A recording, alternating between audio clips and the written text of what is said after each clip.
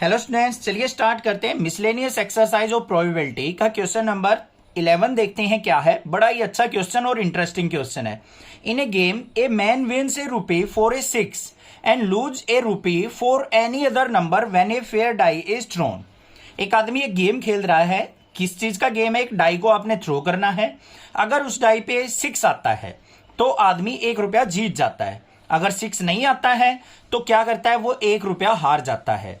The man decided to throw a die thrice, but to quit as and when he gets a 6. उस आदमी ने क्या decide किया कि मैं 3 बार डाई को थ्रो करूंगा और मैं गेम को क्विट कर जाऊंगा जैसे ही मुझे 6 मिलेगा। पहले टाइम में पहली बार थ्रो करते ही अगर उसको 6 मिल गया, 1 रुपया जीत गया, गेम क्विट कर दिया उसने। Find the expected value of amount he win और लूज। तो हमें बताना है कि वो एक्सपेक्टेड अमाउंट ऑफ मनी कितनी जीत सकता है या कितनी हार सकता है। ठीक है, डरना मत, बिल्कुल सिंपल क्वेश्चन है, मैं आपके साथ हूं, चिंता मत किया करो। देखो भाई, यहां पे सबसे पहले क्या करना है, हमें केसेस देखने अपने कौन कौन से हो सकते हैं। Probability of getting 6 in first throw, in first throw, कि पहले ही थ्रो में उसको 6 मिल गया तो प्रोबेबिलिटी क्या हो जाएगी? 1/6। अब डाई के ऊपर क्या होता है भाई? 6 नंबर होते हैं ना।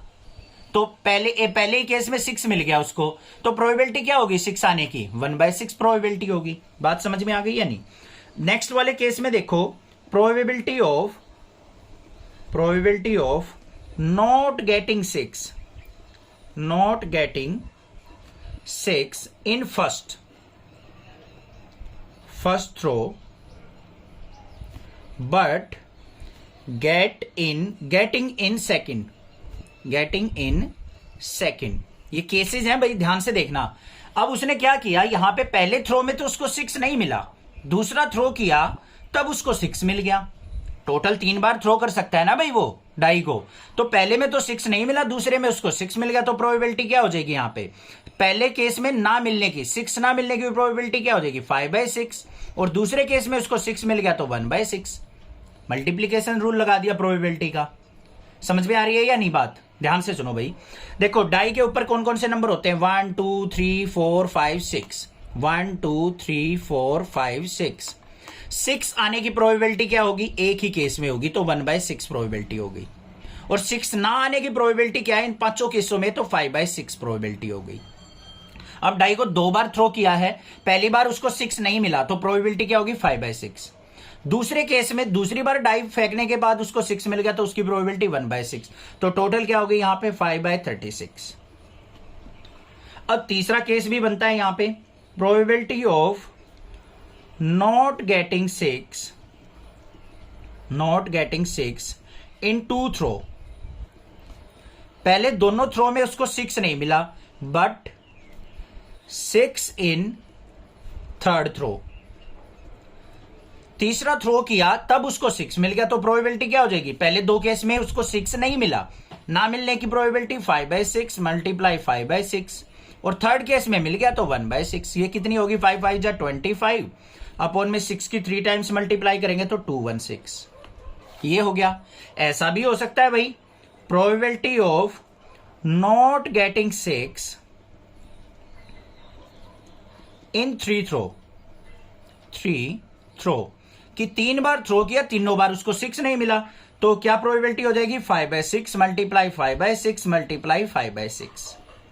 तो क्या होगी यहां पे? 125/216। बात समझ में आ गई या नहीं आ गई? ठीक है, अब क्वेश्चन को सिंपलीफाई करते हैं। केस फर्स्ट में क्या हो जाएगा? प्रॉफिट क्या होगा इन फर्स्ट केस? मैं इसको पूरा ना डिफाइन करके इसको केस फर्स्ट मान लेते हैं हम।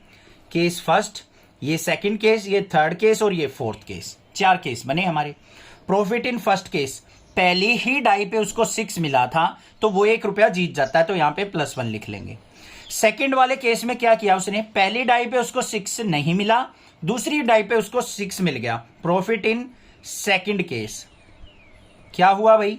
पहली डाई पे उसको 6 नहीं मिला तो 1 रुपया हार जाएगा, दूसरी डाई पे 6 मिला तो 1 रुपया जीत जाएगा। ओवरऑल क्या हो गया? उसको 0 रुपए का प्रॉफिट। कोई प्रॉफिट कोई लॉस नहीं हुआ। थर्ड वाले केस में देखो, प्रॉफिट इन थर्ड केस क्या होगा, यहां पे पहली 2 डाई पे उसको 6 नहीं मिला तो दोनों बार वो 1-1 रुपया हार गया। थर्ड डाई पे 6 मिला तो इसमें +1, तो मतलब कितना आ गया ओवरऑल -1 रुपीज का प्रॉफिट, मतलब लॉस हो गया उसको। ऐसे ही प्रॉफिट इन फोर्थ केस देखते हैं भाई, तीनों बार उसको 6 नहीं मिला तो तीनों बार 1-1 रुपया हार गया, -1 -1 -1 मतलब टोटल -3। अब यहां पे देख लो टोटल प्रॉफिट क्या हो जाएगा भाई, ध्यान से देखो। पहले केस की प्रोबेबिलिटी क्या थी 1/6 और उसमें कितने रुपए जीतता है वो 1। फिर दूसरे केस में 0 रुपीज है तो प्लस में 0 मल्टीप्लाई इसकी प्रोबेबिलिटी क्या थी 5/36। फिर थर्ड केस में वो 1 रुपया हार जाता है तो -1 से मल्टीप्लाई करेंगे तो यहां पे -1 मल्टीप्लाई 25/216। और थर्ड केस में है क्या है, तीनों बार वो रुपया हार जाता है तो -3 मल्टीप्लाई 125/216। सिंप्लीफाई कर लो इसको, क्या आ गया, ये आ गया 1/6, ये 0 हो गया, माइनस का 25/216 और माइनस में 125 की 3 से मल्टीप्लाई करेंगे तो कितना हो गया भाई, ये हो गया 375/216। एलसीएम कितना आ गया यहाँ पे 216, तो यहाँ पे मेरे पास आ गया है 636 माइनस में 25 और माइनस में 375। तो इनकी कैलकुलेशन देख लो, 375 और 25 क्या हो गया 400 में से 36 गया तो माइनस का 364/216 ये आ गया। कट भी हो रहा है ये शायद किस पे कट हो रहा है 7 पे, हाँ कट कर लेना इसको, नहीं तो ये आ गया ओवरऑल माइनस का 364/216। इतना लॉस हो जाएगा उसको, प्रॉफिट नहीं हो पाएगा, इतना लॉस हो जाएगा। इसको कट करेंगे तो ये 91/54 आ रहा है, माइनस का 91/54 रुपीज का क्या हो गया उसको लॉस हो गया। आ गया समझ में क्वेश्चन, क्लियर है, कोई दिक्कत नहीं होनी चाहिए। कोई भी प्रॉब्लम लगे आप मुझसे पूछ सकते हैं, अदरवाइज चैनल को सब्सक्राइब कीजिए, लाइक कीजिए और शेयर जरूर कीजिए। Thank you students for watching next classes video.